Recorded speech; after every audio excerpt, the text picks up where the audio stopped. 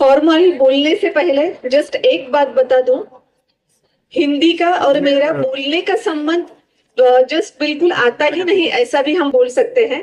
क्योंकि मैं हिंदी सिर्फ सुनती हूँ। जब स्कूल में थी तब रामायण महाभारत चालू था, तब वो हिंदी सुना करती थी। अभी यूट्यूब के जो वीडियोस होते हैं उसका हिंदी में सुनती हूँ। बोलने का अवसर मुझे बहुत ही रेयरली मिलता है, फिर भी मैं प्रयास कर रही हूँ आप सभी के सामने हिंदी में बोलने का। अगर कुछ गलती हो भी जाए तो ये मेरा एक प्रामाणिक प्रयास है, ये समझ के आप वो सुधार अपने मन में ही सुधार लीजिए। जब डीएफसी के ये सब टॉक शो में मैं देख रही थी जिस तरह से वो सब आंसर्स दे रहे थे, मुझे एक बात बहुत अच्छी लगी कि एजुकेशन के अलावा भी बाकी सारे गुण उनमें आने चाहिए। इसके लिए डीएफसी बहुत अच्छी तरह से उन्हें प्रेरित करता है, क्योंकि सिर्फ मार्क ही कुछ नहीं होते। और बीइंग सॉफ्ट स्किल ट्रेनर मुझे पता है कि हार्ड स्किल माने ये एकेडमिक स्किल्स जो है उसका महत्व सिर्फ 15% होता है और बाकी सारे स्किल्स का महत्व 85% होता है। तो डीएफसी 85% पे भी ध्यान देता है, इसके लिए मुझे बहुत अच्छा लगा। मैं आपको बताना चाहूंगी एक असली प्रसंग जो हुआ था। ये जो मैं जिनके बारे में कहानी सुनाने जा रही हूँ, ये कहानी है एक हंगेरियन आर्मी ऑफिसर की, जिनका नाम है कारोई ताकाच। ये कारोई ताकाच के बारे में मैं इसलिए बताना चाहती हूँ कि क्या हो सकता है और हम अगर खुद में बिलीव करते हैं तो हम सच में क्या कर सकते हैं। ये कारोई ताकाच आर्मी ऑफिसर बहुत ही डेडिकेटेड थे, बहुत डिसिप्लिन थे और वो पिस्टल शूटिंग में बहुत ही अव्वल दर्जे के थे। उनका पूरा ध्यान था जो 1940 में आने वाला ओलंपिक है उसमें मुझे गोल्ड मेडल आना ही, मतलब मुझे मिलना ही चाहिए, इस तरह का उनका प्रयास चालू था। और पूरी वर्ल्ड में जो भी उनके कॉम्पिटिटर्स थे उन्हें भी लगता था कि 1940 के ओलंपिक्स में गोल्ड मेडल पिस्टल शूटिंग का अगर किसी को जाता है तो वो कारोई ताकाच को ही जाएगा। पर हमेशा हम जिस तरह से सोचते हैं परिस्थितियां उस तरह से नहीं चलती। 1938 में एक ऐसा हादसा हुआ कि उनके पूरे सपने चकनाचूर हो गए। 1938 में जब वो आर्मी का ड्यूरिंग उनका ट्रेनिंग शेड्यूल जो था, वो ट्रेनिंग के दौरान एक डिफेक्टिव हैंड ग्रेनेड था, वो उनके राइट हैंड में ही फटा और उसकी वजह से हुआ यूं कि राइट हैंड उनका पूरा छलनी हो गया, पूरे पार्ट्स इधर उधर बिखर गए। राइट हैंड उनका उन्होंने पूरा गवा दिया। राइट हैंड वही हैंड था जिसके बल पर वो 1940 में गोल्ड मेडल लेने का सपना देख रहे थे। सभी को बहुत बुरा लगा, जिस तरह से सभी को लगा कि अच्छा हाथ गया पर जान तो बची, उसी टाइम सभी को ये भी लगा कि ओह उनका सपना तो टूट ही गया। जैसे ऋषभ ने बताया था कि लाइफ में हम अचीव क्या करना चाहते हैं उस पे पूरा लाइफ डिपेंड होता है। तो इनका तो पूरा सपना ही था कि लाइफ में मुझे गोल्ड मेडल लेना है, पर अभी गोल्ड मेडल ले ही नहीं सकते, पिस्टल शूटिंग कर ही नहीं सकते, तो उनके लाइफ में क्या बचा, ऐसे बाकी सारे लोग सोच रहे थे। और 1939 में मतलब नेक्स्ट ईयर ही Hungarian national championship pistol shooting की अरेंज की गई थी। सारे पिस्टल शूटर्स वहां पे मौजूद थे और वहीं पे ये कारोई ताकाच भी जा पहुंचे। सभी को ऐसे लगा कि अच्छा ये तो अच्छी बात हुई कि उन्होंने पूरी तरह से पिस्टल शूटिंग से फासला नहीं किया। ठीक है, वो खुद पिस्टल शूटिंग नहीं कर पाएंगे पर एटलीस्ट वो इंटरेस्ट बनाए रखे हैं कि एटलीस्ट वो देखने के लिए तो आए ही हैं। जब सभी ने उनको कहा कि आप यहाँ पे आए, पिस्टल शूटिंग देखने के लिए आए, ये हमें बहुत अच्छा लगा। तब कारोई ताकाच ने कॉन्फिडेंटली कहा, मैं सिर्फ देखने के लिए नहीं आया हूँ, मैं इसमें पार्टिसिपेट करने वाला हूँ। मतलब पार्टिसिपेट ऑलरेडी उन्होंने किया भी था। और पता है 1939 में जो मेडल उन्हें मिला, हंगेरियन चैंपियनशिप, नेशनल चैंपियनशिप जो मिली, वो कारोई ताकाच इन्हीं को मिली, उनका राइट हैंड नहीं था। इसका मतलब क्या था उन्होंने एक साल में लेफ्ट हैंड को इतनी अच्छी तरह से ट्रेन किया कि वो लेफ्ट हैंड से सिर्फ ना कि पिस्टल शूटिंग कर सके, पर वो उसको उनका प्राइज भी जीत सके, चैंपियनशिप भी वो जीत सके। इतना अच्छी तरह से वो उन्होंने लेफ्ट हैंड को ट्रेन किया था सिर्फ एक साल में। और अभी वो फिर से सपना देख रहे थे 1940 का, पर आप सभी को पता है कि वर्ल्ड वॉर सेकंड चालू था, तो 1940 का ओलंपिक हुआ ही नहीं। 1944 का जो ओलंपिक होने वाला था वो भी कैंसिल कर दिया गया था, क्योंकि फिर अभी भी वर्ल्ड वॉर सेकंड चालू ही था।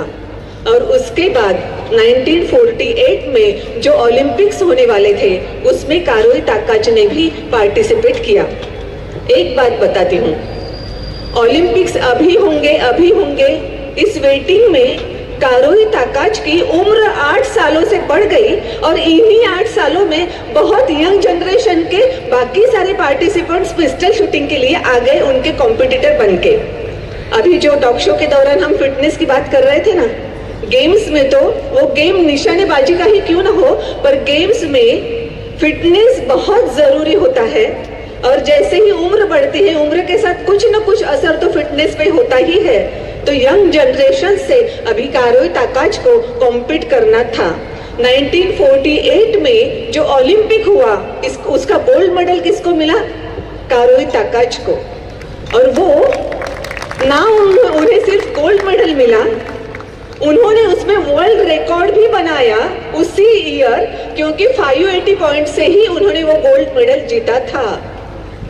गोल्ड मेडल तो मिला, वर्ल्ड रिकॉर्ड भी हुआ, वो भी सिर्फ लेफ्ट हैंड से उन्होंने प्रैक्टिस की और उसके बलबूते पर उन्होंने ये सब किया था। नेक्स्ट 4 इयर्स के बाद भी 1952 का जो ओलंपिक्स हुआ उसमें भी गोल्ड मेडल इन्होंने ही लिया। और इतना ही नहीं, 35 बार नेशनल चैंपियनशिप की जो कॉम्पिटिशंस हुई, 35 बार इन्होंने ही वो चैंपियनशिप जीती लेफ्ट हैंड के बलबूते पर। चार्ल्स स्विंडोल बोलते हैं कि life is 10% what happens to you and 90% how you react to it। जो मुझे लगा यश ने भी टॉक शो के दरमियान उसी हिसाब से कुछ बोला था। कारोई ताकाच का राइट हैंड जो बहुत अहम हैंड था उसके पिस्टल शूटिंग के लिए, उसके सपने के लिए, उसके करियर के लिए, वो ना रहने के बाद भी उसने 90% उस सिचुएशन को रिएक्ट इस तरह से किया कि 2 गोल्ड मेडल जीते, एक वर्ल्ड रिकॉर्ड किया और 35 नेशनल चैंपियनशिप्स भी जीती। मुझे लगता है जब परिस्थितियां हमारे खिलाफ होती है और कभी हम मायूस होते हैं, कभी हमें लगता है कि बस अब मुझसे बिल्कुल नहीं हो सकता, तब हमें कारोई ताकाच को ही याद करना है कि हाथ ना होने पर भी अगर वो एक ही साल में लेफ्ट हैंड को ट्रेन कर सकते हैं तो डेफिनेटली जो भी संघर्ष हमें करना पड़ेगा हम संघर्ष जरूर करेंगे। परिस्थितियां हमें कितनी भी गिराए लेकिन फिर भी हम उठेंगे, बार बार उठेंगे। परिस्थितियां बार बार गिराएंगी, हम बार बार उठेंगे और हमारे सपने का हम पाठपुरावा करेंगे, सपने को हम फॉलो करेंगे और सपना जीत के ही रहेंगे। ये कारोई ताकाच बताते हैं। और मैं एक बार इसमें एक और बात ऐड करना चाहती हूँ। मैंने जस्ट कुछ लाइंस में कह दिया, कुछ सेंटेंस में कह दिया। उन्होंने एक साल में राइट हैंड नहीं था इसलिए लेफ्ट हैंड को ट्रेन किया, पर जैसे मैंने 2-3 सेंटेंसेस में कहा उतना इजी था क्या उन्हें लेफ्ट हैंड को ट्रेन करना? ये प्रसंग मुझे आपको बताना था, इसलिए मैं खुद ट्राई कर रही थी लेफ्ट हैंड से मेरा नाम लिखने का। पूरा नाम अंजलि अभय धानोरकर, ये पूरा नाम। बहुत टाइम लगा मुझे पूरा नाम लिखने में लेफ्ट हैंड से, और हैंडराइटिंग तो इतना बुरा आया कि शायद मेरा नाम मैं खुद ही पहचान पाऊं या मैं खुद ही पढ़ पाऊं। सिंपल हम हमारा नाम भी नहीं लिख सकते लेफ्ट हैंड से, और उन्होंने पिस्टल शूटिंग की पूरी ट्रेनिंग अपने लेफ्ट हैंड को दे दी। ये सिंपल नहीं था, बिल्कुल ही सिंपल नहीं था। कितनी ही बार ऐसे हुआ होगा कि उन्हें लगता होगा कि ओह ये लेफ्ट हैंड मुझे साथ देगा कि नहीं देगा, पर यस उन्होंने ट्रेन इस तरह से किया कि लेफ्ट हैंड ने भी साथ दे दिया। इसमें क्या इंपॉर्टेंट है पता है? 1% इम्प्रूवमेंट। उन्होंने सोचा कि अभी मेरा राइट हैंड नहीं है, मुझे लेफ्ट हैंड को ट्रेन करना है, सोचा और तुरंत लेफ्ट हैंड ट्रेन हो गया, ऐसा नहीं हुआ। सो 1% इम्प्रूवमेंट डेली। ठीक है, अभी पिस्टल उठा पाए, अभी ट्रिगर दबा पाए, अभी ठीक से निशाना लग रहा है, ऐसा करने में साल पूरा गया, 1% इम्प्रूवमेंट डेली होती गई और वो ओलंपिक तक पहुंच पाए और गोल्ड मेडल भी जीत सके। मैं इस सन 2000 में अमेरिका में एक ऐसी बीमारी फैली थी जो इन्फेक्शन के कारण होती थी। इन्फेक्शन ऐसा था कि अगर वो इन्फेक्शन हुआ तो उसे प्रिवेंट कर सकते थे, अगर टाइमली उसे हेल्प मिलती है, उस डिसीज जिसे हुआ है उसे, रोगी को अगर टाइमली मिलती है हेल्प तो वो बच सकता है। पर थाउजेंड्स ऑफ पीपल उनकी डेथ हो रही थी ये सिंपल डिसीज की वजह से। कुछ तो भी इन्फेक्शन हुआ है, टाइम पे उन्हें जिस तरह से ट्रीटमेंट मिलनी चाहिए थी वो नहीं मिली और उन पेशेंट्स की डेथ हो गई, थाउजेंड्स में डेथ हो रही थी। फिर डॉक्टर पीटर प्रोनोवोस्ट, इन्होंने एक 5 स्टेप की चेकलिस्ट बनाई। जब पेशेंट आपके हॉस्पिटल में आता है तब ये 5 स्टेप से आपने जाना चाहिए, जिसका कारण ये होगा कि पेशेंट बहुत अच्छी तरह से आपके हॉस्पिटल से जिंदा रह के ही बाहर निकलेगा। पर काफी सारे हॉस्पिटल्स ने कहा हाँ ये तो हमें याद रहता है, ये सब तो हम ऑलरेडी फॉलो करते हैं, इसलिए हमें इस चेकलिस्ट की जरूरत नहीं। कुछ हॉस्पिटल्स ने चेकलिस्ट नहीं फॉलो की, बहुत सारे हॉस्पिटल्स ने वो 5 स्टेप चेकलिस्ट ले ली और वो फॉलो भी करनी शुरू कर दी। जिन हॉस्पिटल्स ने ये फॉलो किया 5 स्टेप चेकलिस्ट का पूरा जो प्रोसीजर था वो, उन हॉस्पिटल्स में 66% डेथ रेट कम हो गया। क्या हुआ? मतलब एक सिंपल सा चेंज, एकदम सिंपल सा था 5 स्टेप चेकलिस्ट का, लेकिन उसका परिणाम जो हुआ वो बहुत ही अच्छा था। एक ये बात है जो हमें याद रखना ही चाहिए कि थोड़ा सा बदलाव भी बहुत अच्छा परिणाम हमें देती है। और दूसरी बात, ब्रिटिश साइकिलिंग टीम 2003 में, मतलब 2003 तक ब्रिटिश साइकिलिंग टीम का नाम इतना बदनाम हो चुका था कि कोई साइकिल कंपनी उस टीम को कंपटीशन के दौरान साइकिल देने को भी तैयार नहीं थी, क्योंकि उन्हें लगता था अगर हमारी साइकिल ये लेते हैं तो नेचुरली हमारा नाम खराब हो जाएगा, इसलिए साइकिल कोई भी उन्हें नहीं देता था।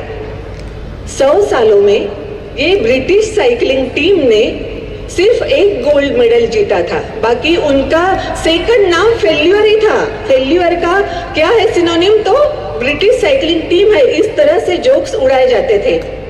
पर 2003 में एक नए कोच आए, डेव ब्रेल्सफोर्ड बोल के, और उनका ये 1% इम्प्रूवमेंट में बहुत ज्यादा वो बिलीव करते थे, तो उन्होंने ये 1% इम्प्रूवमेंट अपने टीम के लिए शुरू कर दी।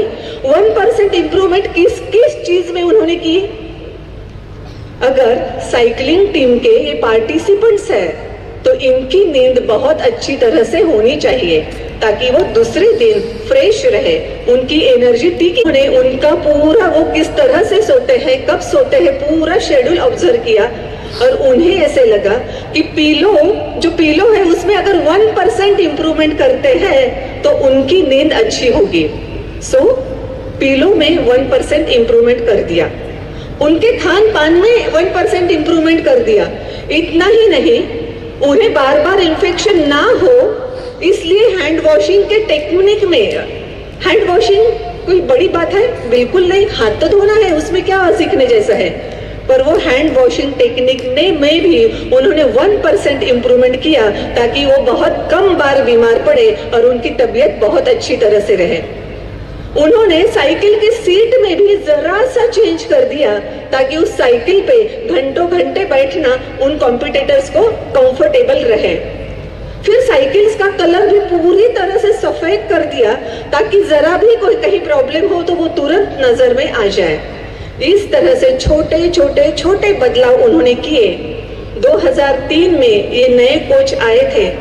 2008 में, मतलब 5 ही सालों में, जो 2008 का ओलंपिक आया, तो 2008 के ओलंपिक में इसी ब्रिटिश साइकिल टीम ने 60% से भी ज्यादा मेडल्स लिए। और सिर्फ 2008 में ही नहीं, उसके बाद 2012 का भी जो ओलंपिक्स आया उसमें भी 60% से भी ज्यादा मेडल्स उन्हें ही मिले।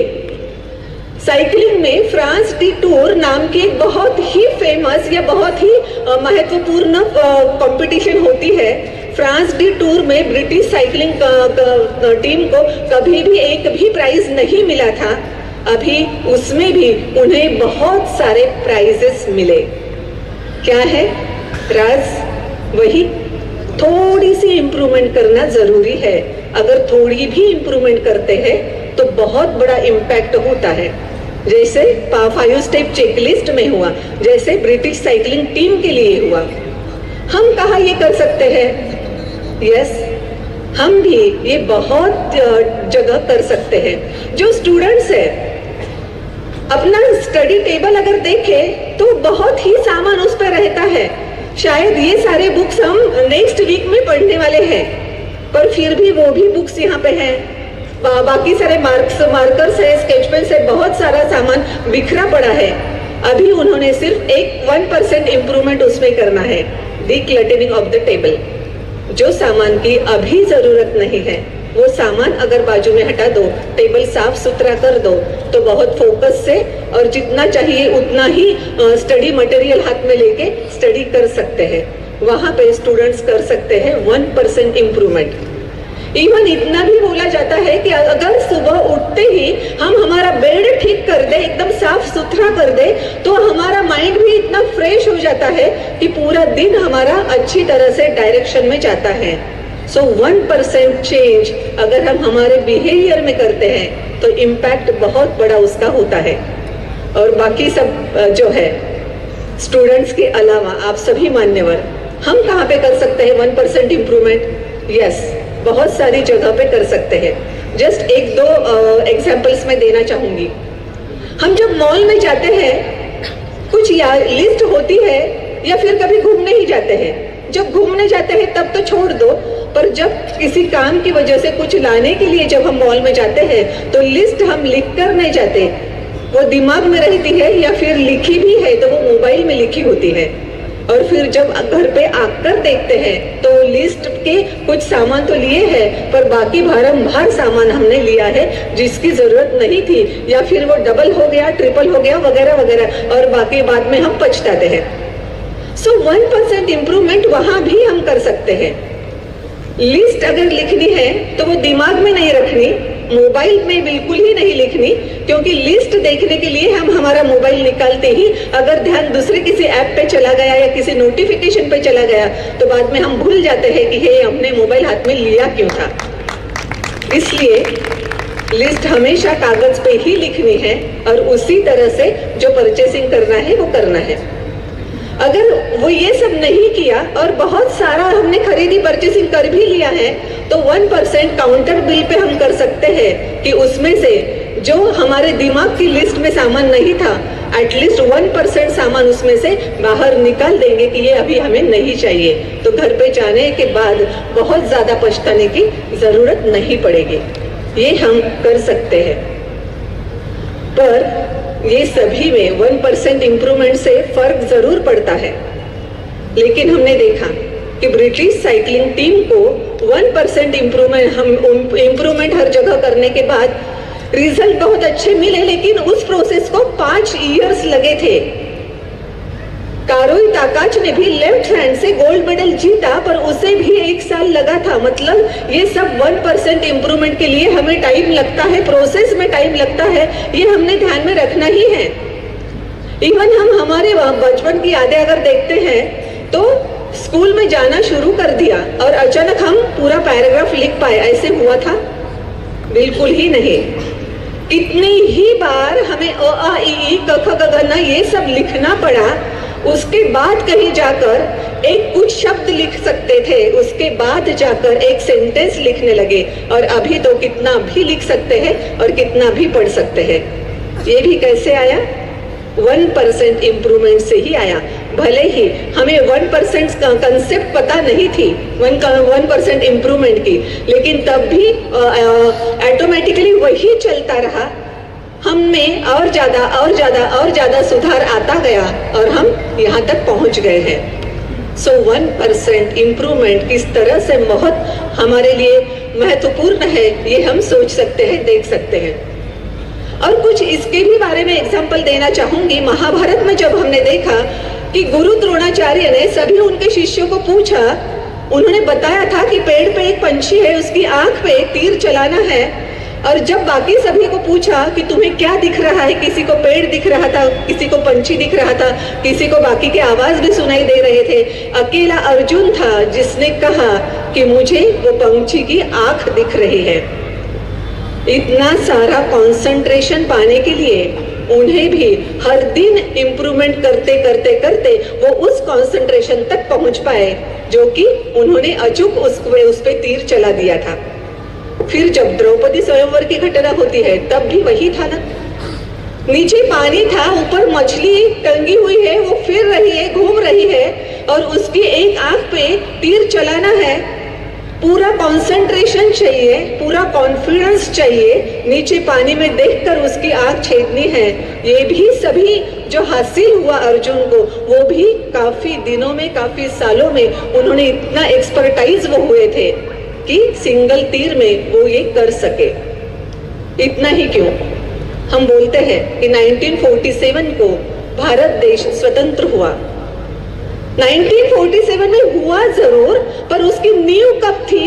90 साल पहले 1857 का जो पहला उठा हुआ, तब जाकर कई बार कितनी भी लड़ाइयां हुई, कितने भी उठा हुए, बहुत सारा कुछ हुआ और उसके 90 सालों के बाद हम स्वतंत्र हुए।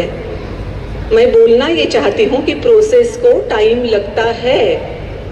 इमीडिएटली हम कुछ प्रयास करें और 2-3 बार प्रयास करने के बाद नहीं हुआ तो गिव अप नहीं करना है, बिल्कुल ही हिम्मत नहीं हारनी है, क्योंकि वो प्रोसेस टाइम लगता है, प्रोसेस को टाइम लगता है, यह हमें ध्यान में रखना ही चाहिए। और हाँ, एक बात और भी है कि प्रोसेस का टाइम हर एक बात के लिए या हर एक पर्सन के लिए अलग अलग होता है, ये भी ध्यान में रखने की बात है। जैसे कुछ बीज हम अगर जमीन में बो दे, यस, मैंने ना एक्चुअली जब काबरा सर ने मुझे पूछा था आप हिंदी में भी बात कर सकते हो क्या, तो मैंने कहा था हाँ, लेकिन मुझे 1-1.5 महीने पहले बताना होता है। क्यों? क्योंकि अगर मराठी में स्पीच करना है तो मैं मेरी डायरी पे सिर्फ पॉइंट लिखती हूँ और यहाँ पे आने के बाद एक्सप्लेनेशन इमीडिएटली कर सकती हूँ, पर हिंदी में मुझे वर्ड टू वर्ड लिखना पड़ता है। और तब जाके मैंने ये भी देखा था कि किसको क्या हिंदी में बोलते हैं, पर मैं भूल गई थी। हाँ, तो मेरे प्रयास के लिए आप तालियां बजा रहे हैं, थैंक यू सो मच। ये भी कारोई ताकच की ही प्रेरणा है कि फेल होंगे भी, पहले दिन नहीं आएगा पर एक दिन तो ऐसा होगा जब जरूर आता है। एनीवे, जब हम कुछ बीज ऐसे होते हैं जब जमीन में बो दे तो तुरंत 4-5 दिनों के बाद वो अपना अस्तित्व दिखाने लगते हैं। पर बांस के बारे में हमें पता है, जब हम वो लगाते हैं तब 5 सालों तक उसकी पूरी तरह की निगरानी करनी होती है, लेकिन फिर भी जमीन के ऊपर कुछ भी नहीं दिखता। लेकिन 5 सालों के बाद सिर्फ 6 वीक में, 1.5 महीने में वो 90 फुट तक बांस ऊपर आ जाता है, इतना ऊंचाई छू लेता है। मतलब क्या है? कुछ बीज ऐसे हैं जो तुरंत अपना अस्तित्व दिखाते हैं, कुछ बांस जैसे ऐसे हैं जो बहुत देर के बाद अपना अस्तित्व दिखाते हैं, क्योंकि फिर वही है, प्रोसेस टाइम इसके लिए कम है, इसके लिए ज्यादा है। पर जब कंपटीशन की, हमारे कंपटीशन की बात आती है, तब शायद हम ये भूल जाते हैं और फिर लगता है उसे इतने, तुम्हारे फ्रेंड ने इतने जल्दी सीख लिया, तुम्हें कैसे नहीं आता? उसको तो कितना अच्छा आता है, तुम्हें कैसे नहीं आता? तुम दोनों तो एक ही क्लास में जाते हो, उसके नंबर अच्छे आते हैं, तुम्हारे कम क्यों आते हैं? अरे प्रोसेस टाइम अलग है। मैंने कुछ सालों पहले एक न्यूज पढ़ी थी, एक आई थिंक 4वीं या 5वीं का लड़का था और वो 3 का टेबल मेमोराइज करने का प्रयास कर रहा था, पर उसे 3 का टेबल मेमोराइज कर ही नहीं सकता था, वो कहीं ना कहीं गलत हो रहा था।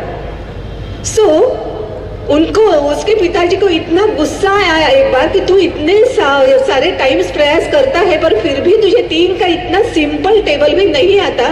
गुस्से में जो वहां पे प्याज पड़ा था वो प्याज उन्होंने उठाया और गुस्से में उसके मुंह में ठूस गया। उसकी श्वास नलिका बंद हो गई। डॉक्टर के पास तुरंत लेके गए पर जब तक डॉक्टर के पास पहुंचे उसने सांसें छोड़ दी थी।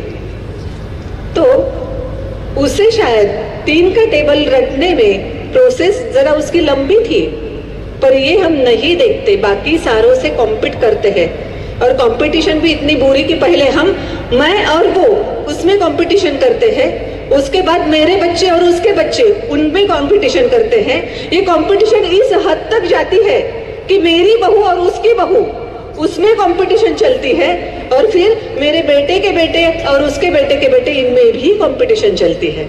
ये कंपटीशन हम ही खुद लगाते हैं ना, पर ये कंपटीशन लगाने की जरूरत नहीं है। जब हमारी खुद की उंगलियों के निशान एक दूसरे से नहीं मिलते हैं तब हर पर्सन एक दूसरे से कैसे मिल सकता है। किसी को किसी में इंटरेस्ट था। यहाँ पे टॉक शो में जो हमने 5 देखे, पांचों के पांचों अलग थे, उनका पूरा फील्ड अलग था।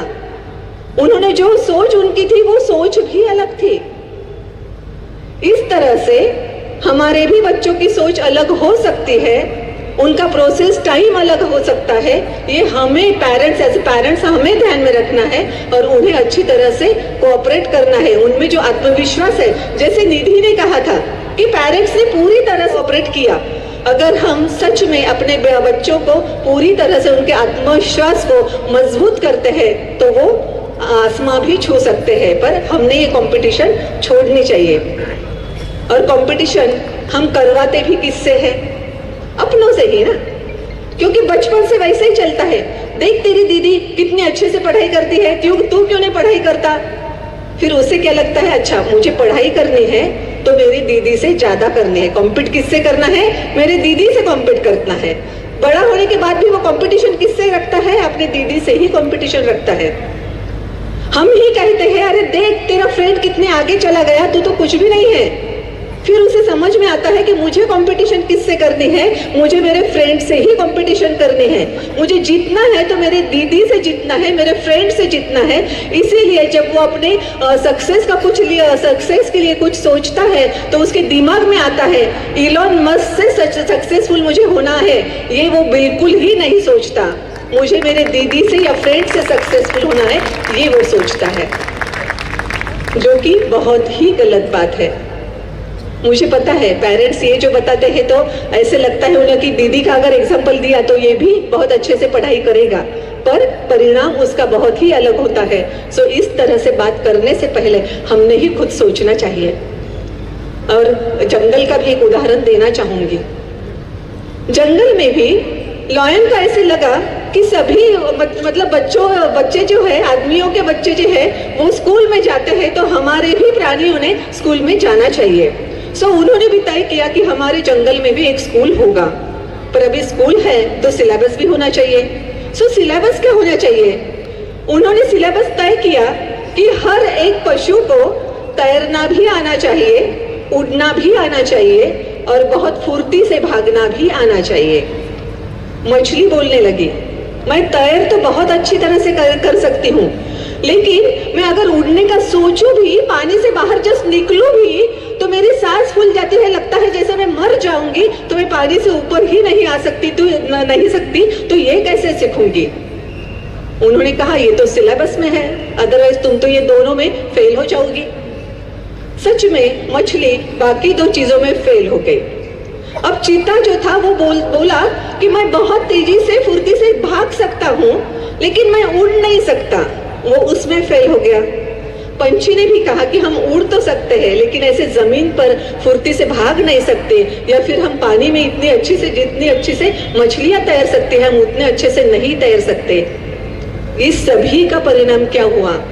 हर कोई 2 सब्जेक्ट में फेल हो गया और उन्हें भी लगने लगा कि मैं मतलब क्या हूं, तो मैं मतलब फेल्यूर का ही दूसरा नाम है।